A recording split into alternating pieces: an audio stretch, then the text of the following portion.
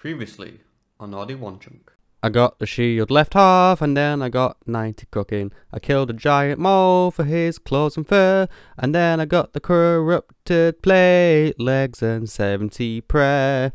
And then I got the mud skipper flippers and hat, a finishing light and journey, and then I rolled a giant's foundry.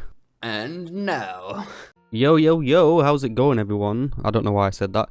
So, in the last episode, we rolled a Giant's Foundry. I am sorry about the lack of an intro and outro in the last episode. My microphone literally broke when I was in the middle of editing, and I couldn't make the intro and outro, but luckily I'd already done all the voiceovers for all the clips, so I could release that video.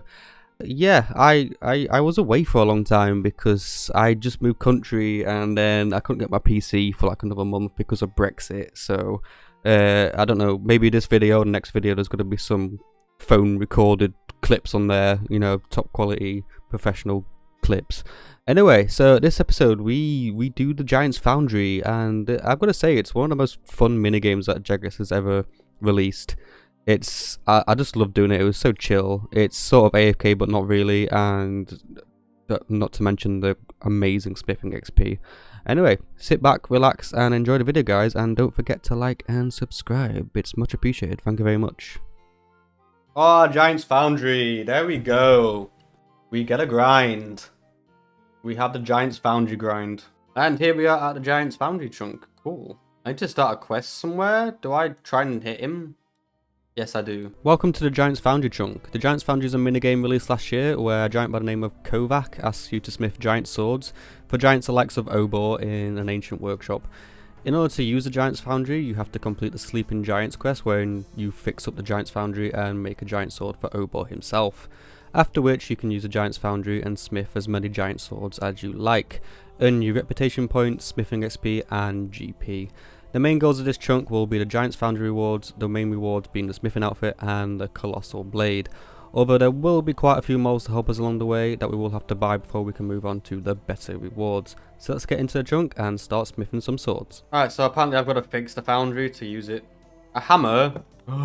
Yes, repair the wheel. Oh, I'm going to make a sword now, apparently. What? I don't know what to do. What am I doing? Really? People want that sword? It looked like a pile of crap. What am I doing? Use the hammer and the heat bar is in the red and reheat it in the lava whenever it's close to yellow. It's definitely a sword. Well done. Obor? No way. Yay! Sleeping Giants is complete. I can now use the Giant's Foundry. I can get the grog, which will boost my smithing level by 4. That's pretty damn good. So I've got to buy double ammo mold, smithing catalyst, ore pack. All the smithing stuff. Fossil blade, I'm going to need that. Oh, 28 bars? You have to fill it all the way up to 28? Yay, watch this be terrible, terrible reward. 5,000 XP. So to kick things off, before we start the grind, I'm going to be doing the source chunk method. I don't know if he made up the method or if he got it from somewhere else. But basically, you just buy... mithril plate legs and steel plate legs, except I've got this huge stack of iron plate bodies in the bank, so I was originally planning on using these to sell, but I'm getting much more money else how, and I just don't really want to hop loads of worlds selling all my iron plate bodies, so I might as well just use my Giant's Foundry and see how the XP is. So what I'm going to do is I'm just going to hop worlds and buy as many mithril plate legs as I can. He does use 10 steel plate legs, which is like 30 bars. So I'm gonna, which is like 6 plate bodies, because they use 5 bars to make 1 plate body. If I'm making any sense, if I'm not, I am very, very sorry. So he basically uses up 3 mithril plate legs and 10 steel plate legs. So I'm gonna be using up 5 iron plate bodies and 3 mithril plate legs, and I don't really know anything about what's most efficient at this place yet. I know it's probably more efficient to use steel plate legs, but I've got all these plate bodies, so why not? So let's just try that first and see how it goes. So I remembered I still have a bunch of coal in my bank from Motherlode Mine, so I might as well just smelt as many mithril bars as I can. It's gonna be around 900 mithril bars. Did I not? Yeah, brilliant, great timing. Alright, cool, yeah. So I'll see you when I've basically done as many mithril bars as I can. Alright, here I am. I have enough reputation now to buy one of the unlocks, one of the forge things. You gotta buy these first before you buy the armor, because with these you can make better quality swords and get more reputation points and other things, I guess. I do have this fancy little guide from Reddit. One of the first two is the spiker and the chopper. There is two to ignore. Well, one of them's corrupted point. I can't remember what the other one is, but basically I still need to buy them. I'll be buying those at the end because one of my tasks is to get all the permanent unlocks, so I have to buy them at some point. So my first one is going to be the spiker, and yeah, I can now get reputation points a little bit faster with this, so that's cool.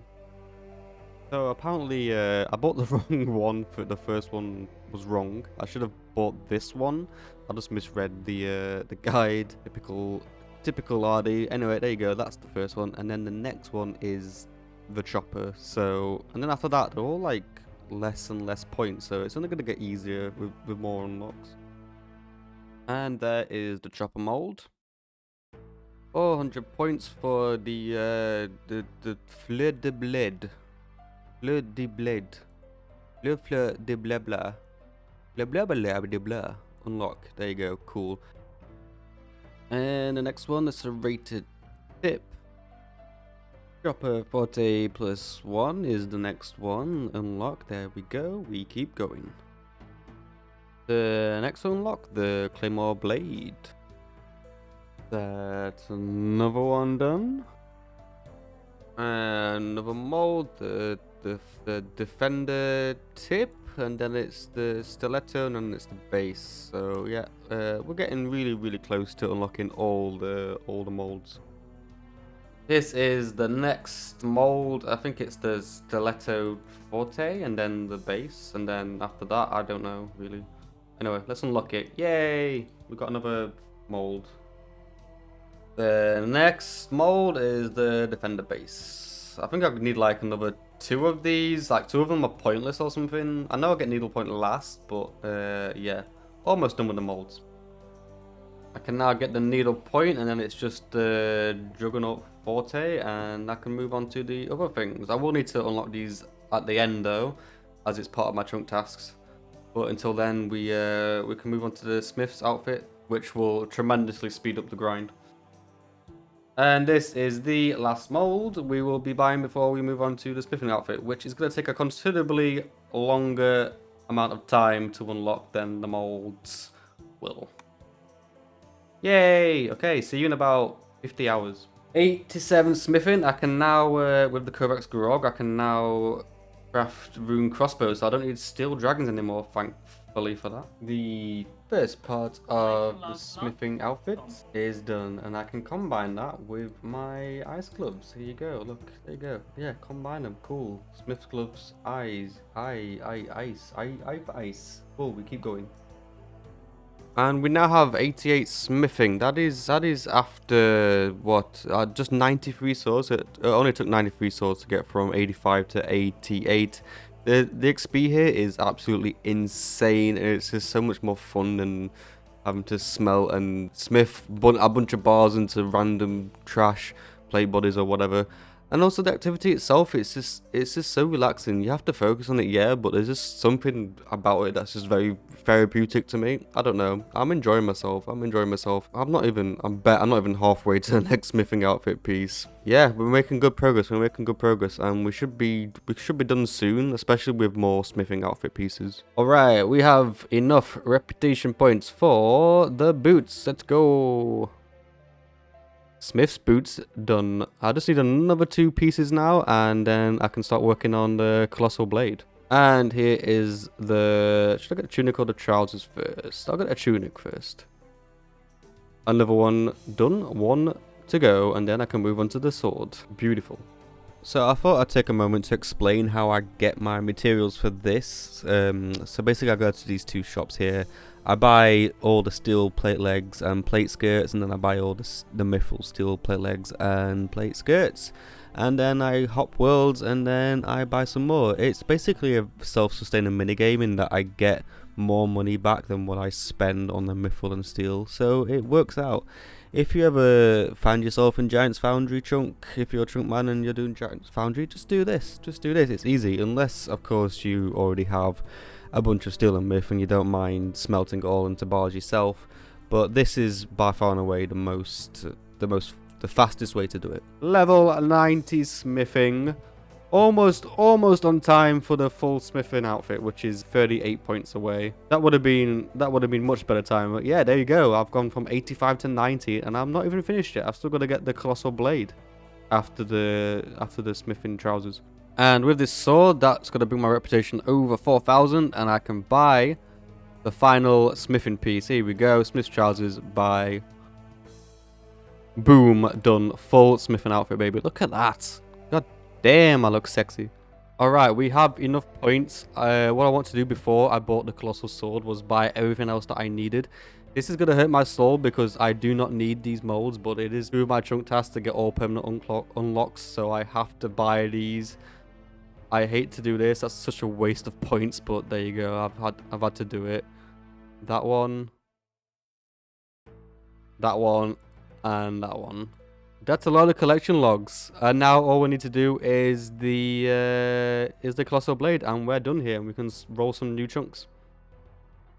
And this should be the last invent of steel and myth armor that I need to get all the reputation points I need to buy the colossal blade. We can finish Giant's Foundry now and roll some chunks. Yeah, and with this sword, I'm gonna get 91 smithing.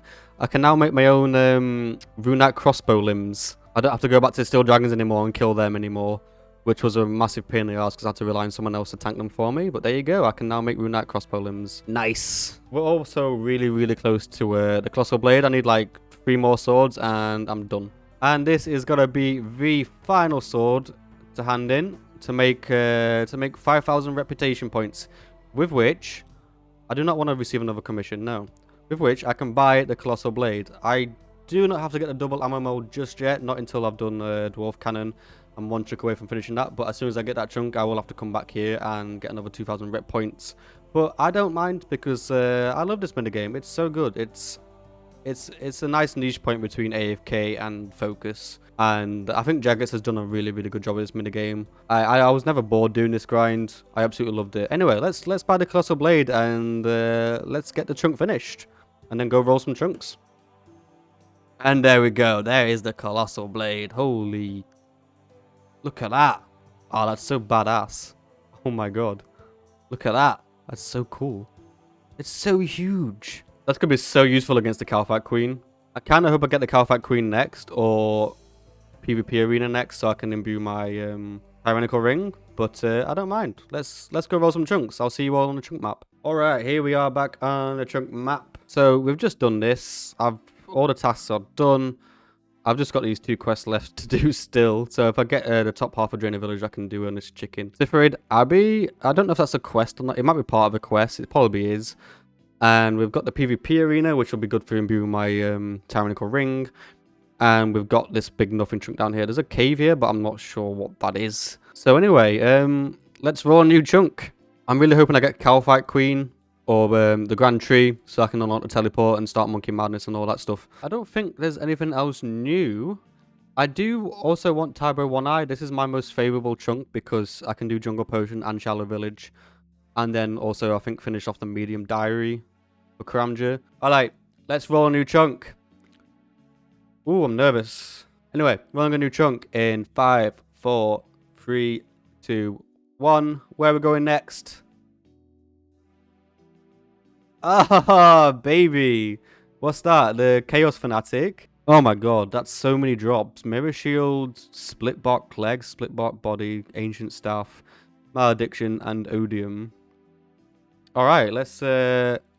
Oh, I can now roll the Chaos Altar. More shards. Right, let's get back on the game. Alright, that is the end of the episode, guys. Thank you so much for watching. It's a bit of a short one, but hopefully I'll have a new one out this weekend where we will be killing the Chaos Fanatic. Have a nice day. Have a nice week. Have a nice weekend. Whenever it is that you're watching.